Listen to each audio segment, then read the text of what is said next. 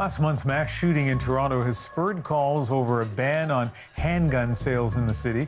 The idea is based on the premise that about half the guns used in crime were bought legally in Canada, but where does that figure come from? As Evan Dyer discovered, no one in government seems to know for sure, and there appears to be little effort to find out.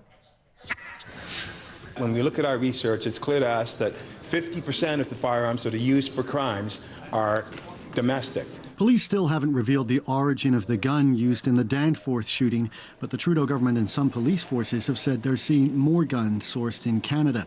Public Safety Minister Ralph Goodale says thefts of legal guns are on the rise. Mayor Greg Dion of Prince Albert, Saskatchewan, who is concerned that insufficient commercial storage rules allowed a thief in that city to snip one cable and steal 24 handguns from a local gun shop.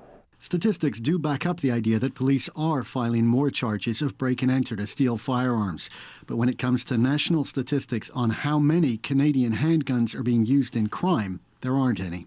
Currently, there is no national repository for this type of information in Canada, the RCMP told CBC. Police often are short-staffed and have limited resources.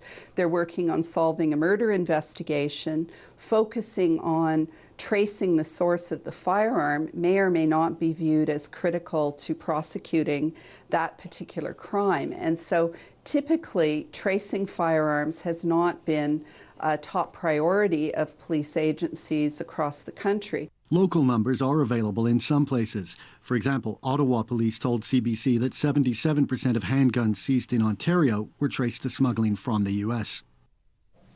But even where statistics exist, the definitions used by law enforcement can make it hard to understand what's really going on. For example, the RCMP count as a crime gun any gun that's abandoned or found or illegally acquired or modified, and Statistics Canada counts as a firearm-related violent offence any crime that's committed in a place where a gun is present, regardless of whether the gun is actually used in that crime.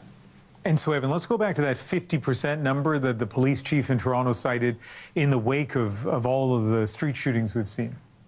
I think there's a question about the usefulness of the numbers, because definitions like the crime gun definition tend to mix up violent criminals who are using guns to harm people with lawful owners who commit offences like improper storage or have expired licenses and so on, and can even capture guns that belong to lawful owners who died and then whose guns are handed in by someone else. So gun rights advocates say that they tend to inflate the impression of the role of Canadian guns in crime. I would like to see the Minister of Public Safety order the RCMP to properly trace all these firearms that are being categorized as crime guns, so that we know which ones are coming from licensed firearms owners and which ones are coming from the United States or China or Poland or any other country that's smuggling guns into Canada. So while governments are debating changes to Canada's gun laws, there's really a lack of solid data, Ian, for them to go on, and there's no national effort underway to collect any. All right, Evan, thank you. Thanks very much.